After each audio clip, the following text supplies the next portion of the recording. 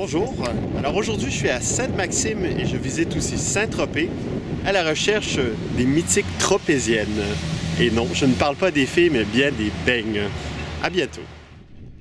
Quand j'étais enfant, j'habitais Paris et ma mère était venue me visiter.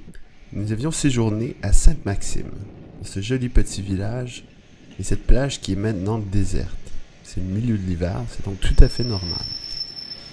Mais c'est à Sainte-Maxime que j'ai goûté à mon dessert préféré, les beignets à la crème. Un beignet très léger, sucré sur le dessus, avec de la crème chantilly à l'intérieur. Je cherche donc une boulangerie en vin qui fait cette spécialité, mais ils ne font que les tropéziennes, qui sont bien plus dures, même si la crème a la bonne texture. Je décide donc de visiter la ville et de m'enfoncer un peu plus dans les collines pour voir les splendides maisons. L'état des rues est quelque peu surprenant, mais par contre, vous pouvez être certain du prix des maisons dans ce quartier. Ça commence à 2 millions d'euros et ça monte. Je ne dois pas trop tarder cependant, car j'ai un bus à prendre en direction de Saint-Tropez. Au revoir Sainte-Maxime, désolé de n'avoir pas pu profiter de ton beigne à la crème. J'arrive donc à Saint-Tropez où ils vantent, c'est fou. Je m'apprête à rentrer dans le château Saint-Tropez où j'ai bien sûr réservé la suite présidentielle, mais personne ne retrouve ma réservation ni le paiement que j'ai déjà fait. Je n'ai donc pas le choix de m'enfoncer dans la ville avec mes sacs sur le dos, phénomène un peu curieux pour les tropéziens.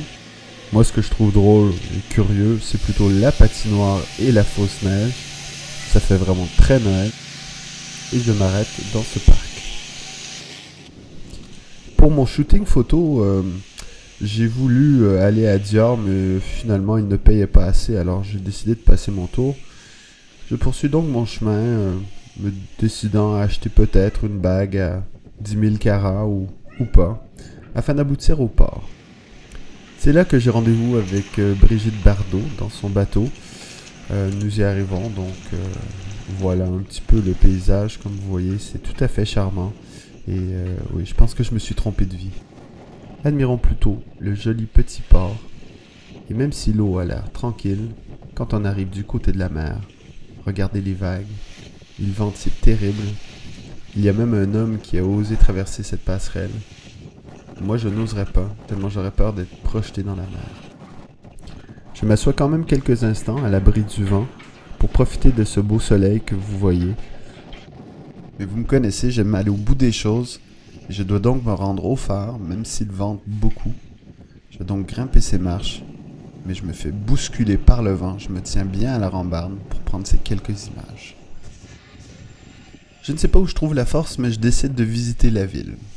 Après tout, j'ai quand même quelques heures avant de devoir me rendre à Toulon, et je décide d'explorer les petites rues qui, ma foi, ont quand même pas mal de charme. Et tout au bout, je vois quelque chose qui me plaît énormément. Un parc et un panneau qui dit « Accès difficile ».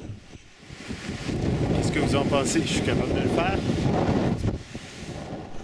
Je ne le sais pas encore, mais j'ai envie de voir où cela mène. Je monte et le vent se déchaîne.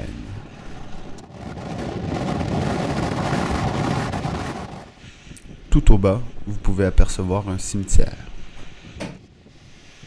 Puis, j'aperçois enfin le château de Saint-Tropez, le véritable château en ruine, fortifié, datant probablement du XIIe ou du XIIIe siècle.